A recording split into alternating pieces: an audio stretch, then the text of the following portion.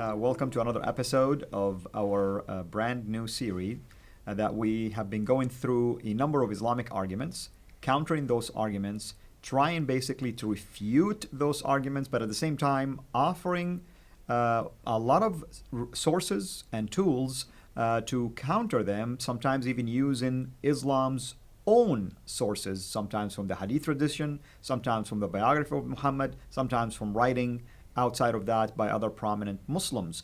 We cover things like the claim the Quran is preserved, for instance. We will be covering things related to the rapid growth of Islam. But today we are going to focus on a specific argument that has to do with basically the idea that Muhammad, the Prophet of Islam, performed miracles, which I can tell you right now, as a former Muslim who studied the Quran, usually the Quran is considered to be the only miracle for Muhammad. But with me here today to address this particular argument that is extremely interesting is Dr. David Woods, who's been with me throughout these series. David, welcome. Well, I've debated many Muslims on whether Muhammad is a prophet, and it's interesting, over and over again, Muslims keep bringing up the claim that Muhammad performed miracles. And this is to show Jews and Christians that Muhammad is in the same line of prophets that we find in the Bible. So if we go to the Old Testament, we find prophets like Moses performing miracles, like parting the Red Sea.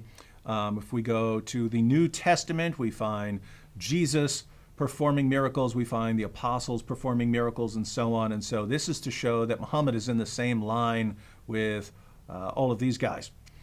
And if Muhammad did perform miracles, that would be something that we would need to consider as evidence for Islam. And when we look at the Muslim sources, we find in the Sirah and in the Hadith, Muhammad performing miracles. We find him shooting water out of his fingertips when his followers were thirsty. He could miraculously provide food for his followers. Right. But we have to be somewhat skeptical of sources because of their dates, right? Muslims, Christians, we don't just believe things just because they're written down somewhere, right? We have to consider the sources. Now, when we talk about these sources, the earliest source that talks about Muhammad's miracles is Ibn Ishaq, Sirat Rasulullah, and that's written more than a century after the time of Muhammad. And that's a book that most Muslims I talk to don't even say they don't believe in. They say don't quote that book to us because I'm quoting things like the satanic verses. Simply because and part of it also were lost as well. And so they tell me don't quote that book. Okay.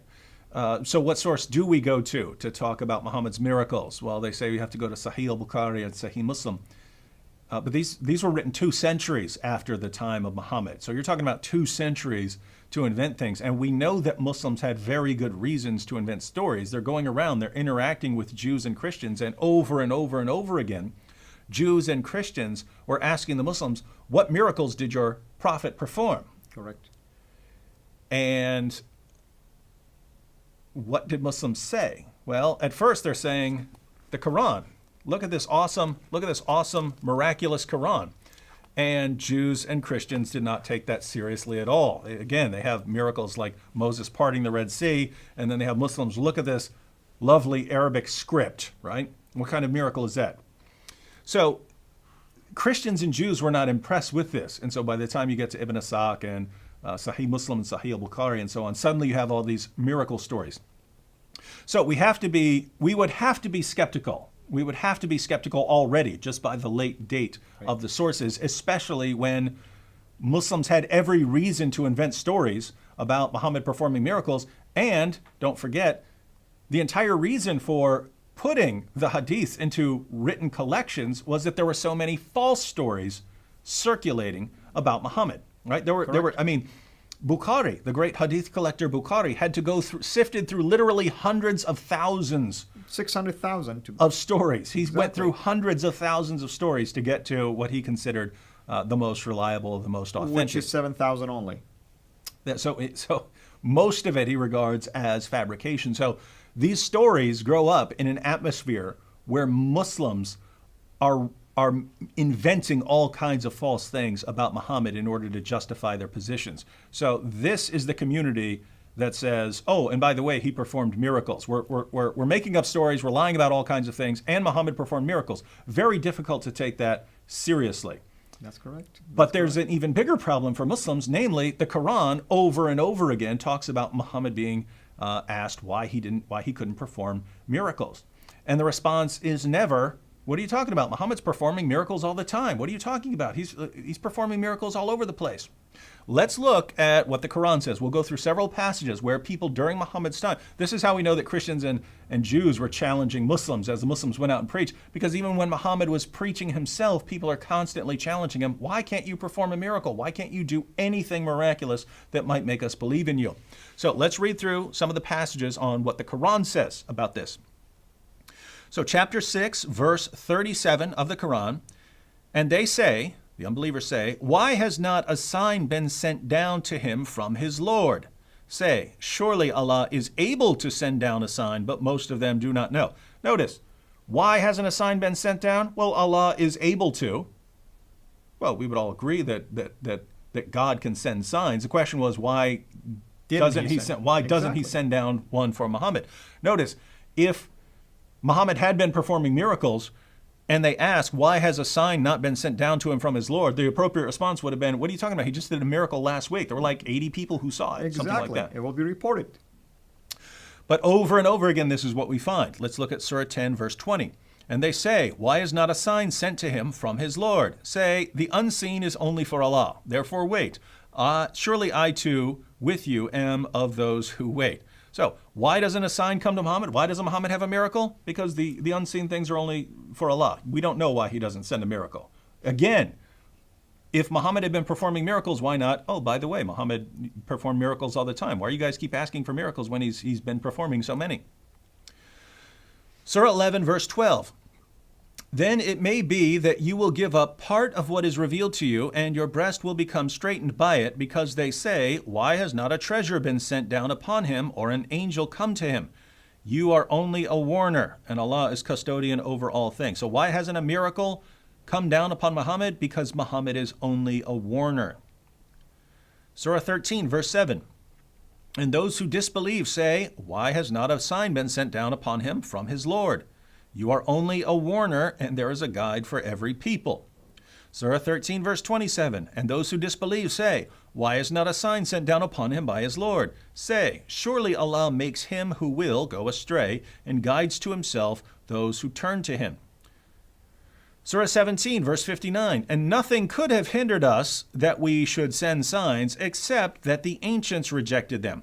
And we gave to Samud, the she-camel, a manifest sign, but on her account they did injustice, and we do not send signs but to make men fear. Notice this part right here. It says, nothing could have hindered us that we should send signs, except that the ancients rejected them. So why doesn't Muhammad have a miracle? Why doesn't Allah give a miracle to Muhammad? Because others rejected him. Others rejected them, so therefore Muhammad doesn't get one either. By the way, using this argument, I am a prophet. Yeah. And I'm not going to bring any signs to you because others have already rejected signs. Other people rejected it. And so you're a prophet after Muhammad, using the same reasoning. Absolutely. And therefore Islam is false because you're a prophet after Muhammad. All right, one more. Chapter 29, verses 50 to 51. And they say, why are not signs sent down upon him from his Lord? Say, the signs are only with Allah, and I am only a plain warner. Is it not enough for them that we have revealed to you the book which is recited to them?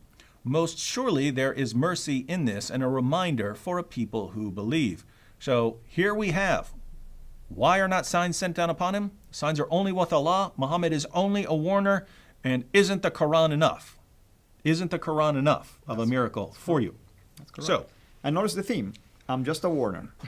I'm just a guide. I'm just a warner. That's it. Anyone can do this job, by the way, to warn people. Yeah. And following this reasoning, isn't every Muslim who preaches the Quran to us is a warner? Yeah. Exactly. So over and over again, in the Quran itself, people are challenging Muhammad. Jews are asking him, Christians are asking him, unbelievers are asking him, polytheists are asking him, the idolaters are asking him. Everyone's, why doesn't this guy have any miracles? And over again, I'm just a warner, I'm just a warner, I'm just a warner. Never, what are you talking about? Why do you guys keep asking the same question over and over again for years when I've been performing miracles all along, as we find in the Hadith? Well, a couple things here. Muslims should realize they have to be skeptical, even about their most trusted collections now, right? Correct. So even stories about Muhammad performing miracles in their most trusted sources of stories about Muhammad, those passed Bukhari's criterion for an authentic narration. They passed Imam Muslim's criteria for an authentic narration. And we know the stories are false because they contradict even the Quran. Even the Quran doesn't support these stories. That means your most trusted stories are in doubt. Even those were the best of the best, right? They go through hundreds of thousands to get down to the best, and even the most reliable can't be seriously trusted.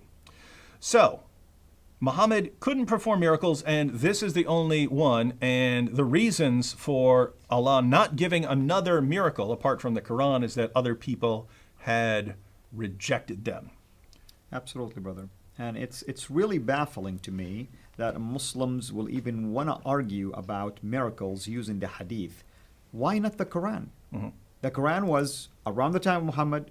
Why didn't God reveal such a thing? And in a little bit, I'm going to show why I'm raising this basically objection to this silly argument by using something that was written 2 centuries later. Mm-hmm. And so Muslims, by the way, do try to take that approach. They try to argue that there are miracles in the Quran, but they're only interpreting these as miracles because they're interpreting them in the light of these later sources and not of what the Quran actually says. So we'll look at the 2 examples they have. Muslims have 2 examples that they pull from the Quran to show that Muhammad did perform miracles according to the Quran. Now there's an obvious problem here. If in these verses Muhammad is performing a miracle, then that would be yet another example of a contradiction in the Quran, because all these other verses deny that Muhammad could perform miracles, and the Quran is his miracle. That's correct. So, but let's take chapter 29 of the Quran, verses 50. Chapter 17, verse 1. Surah Al-Isra. Yeah. Chapter 17, verse 1 of the Quran. This refers to Muhammad's night journey. Glory be to him who made his servant to go on a night from the sacred mosque to the remote mosque, of which we have blessed the precincts, so that we may show to him some of our signs. Surely he is the hearing, the seeing. So this Muhammad going from Mecca to Jerusalem, and this is supposedly an example of a miracle. Now, the problem, of course, right off the bat, is that Aisha herself, in Ibn Ishaq and other sources, was asked about Muhammad's night journey, and she said he was in bed the entire time. So this is not Muhammad miraculously being taken away and him disappearing from Mecca and being taken to Jerusalem and so on. This is Muhammad getting some sort of vision, right? Some sort of vision. Correct. And if I may add also, Dr. Wood, a miracle is intended for others to see it. Mm-hmm. So his own wife said he was asleep. But even let's assume he left the room. Nobody saw this. Yeah. No one said, I saw something unusual, al-Buraq. I saw the Prophet fly in somehow. Yeah. I saw an angel. I heard voices. None of that. And that's by itself is a problem. Number 2, we know historically that the Far Mosque, the Dome of the Rock, wasn't built until 691. So this very verse is problematic anyway in terms of proving that the Quran was tampered with later. Mm-hmm. And so you hit the nail right on the head there. It makes no sense for someone to say, "Hey, I was taken on a journey." No one saw it, but I was. Trust me on this one. I was taken on a journey. So best case scenario, you could say, well, the Quran says it, but no one sees it, and so it's basically Muhammad saying that he went on a journey. And oh, by the way, it's just some sort of vision. So this would be like me saying, "Hey, I had a dream," or something like this. I had a dream, and it's I went away to some great place and stuff like this. Therefore, it's a miracle, and I'm a prophet. No, we're asking, why don't we find miracles that could be confirmed? So notice, this just fits in with everything else. It's Muhammad is not doing any miracles that anyone can confirm. That's why they keep challenging him. And Allah says, well, people aren't going to believe it anyway, so I'm just not going to send them. them. Like you said, Dr. Wood, this is a vision. This is not a miracle. Mm-hmm. A more common one, because we do find this one in the Hadith, and Muslims think that this passage of the Quran supports it. But chapter 54, verses 1 through 2, the hour of judgment is nigh, and the moon is cleft asunder. But if they see a sign, they turn away and say, this is but transient magic. So, the moon is cleft asunder.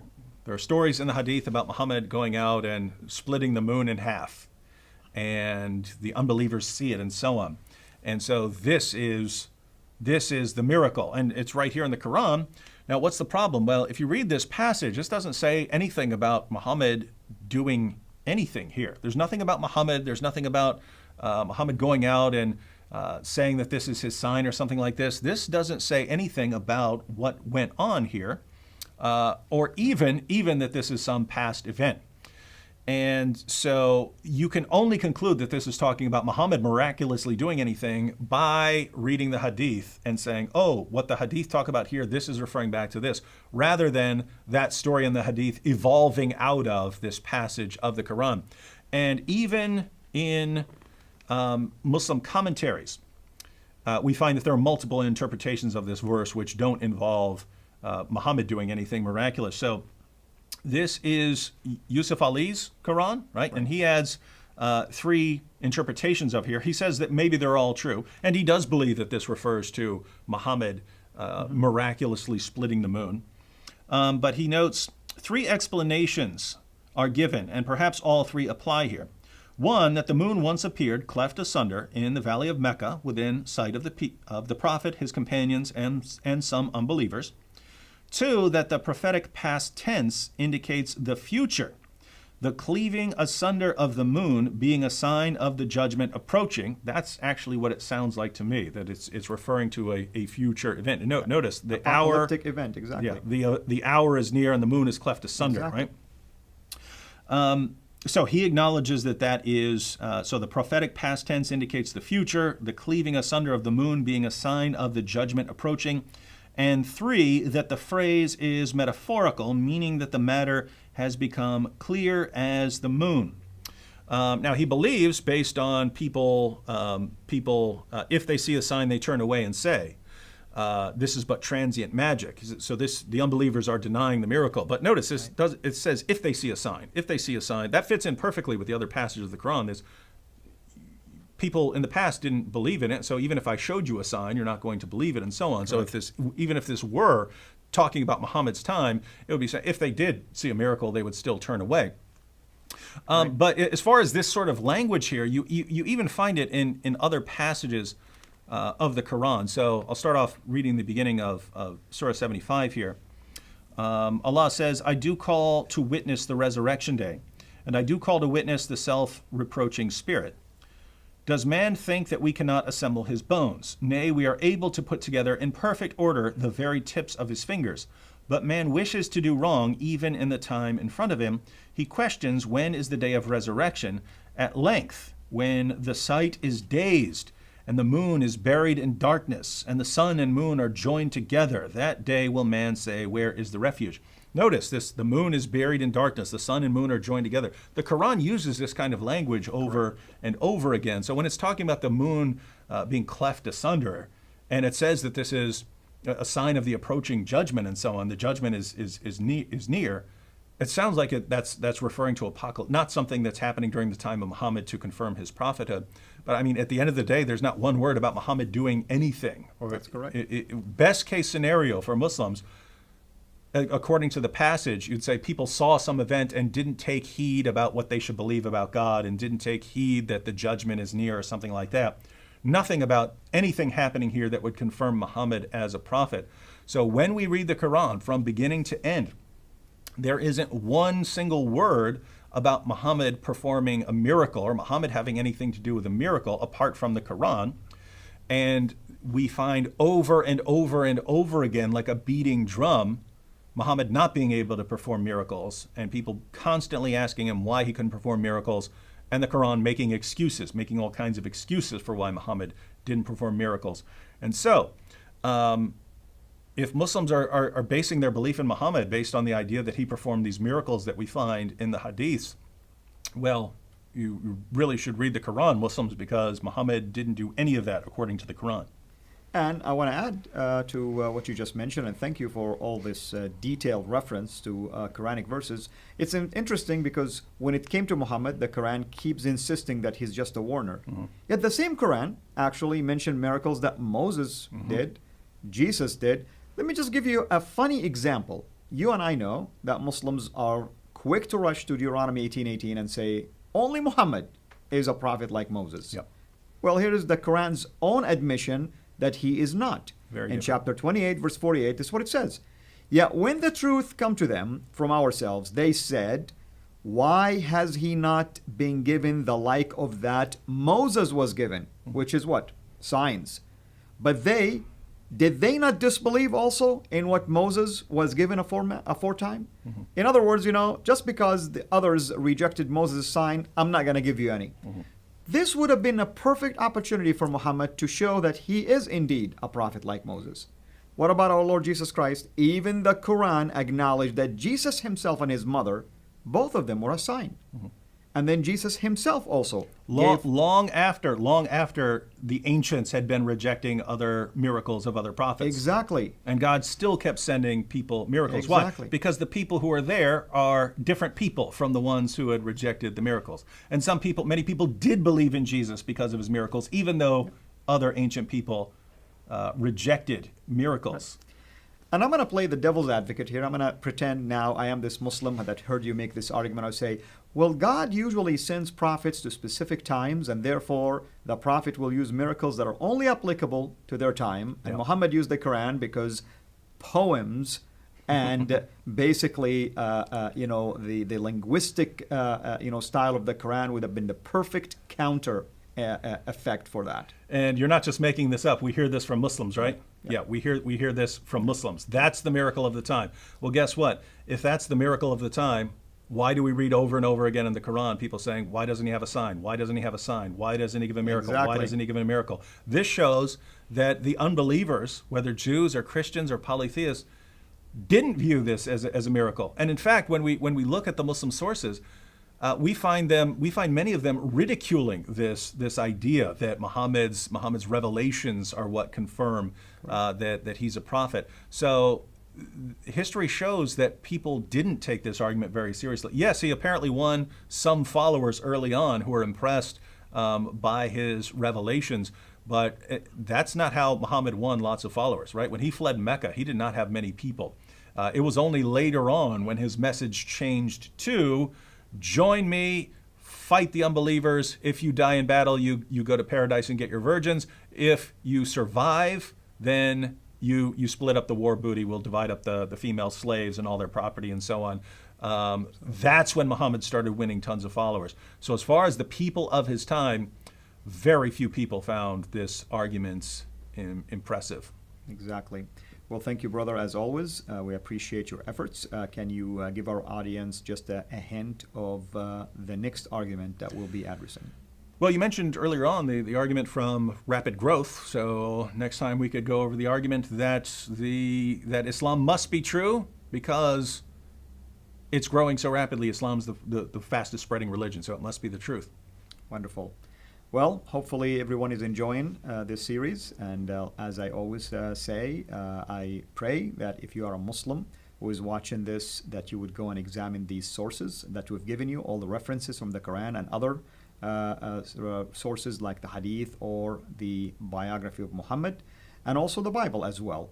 But if you are someone who is ministering among Muslims, we pray that this also will be a useful tool in your hand. Until we meet again, have a blessed day.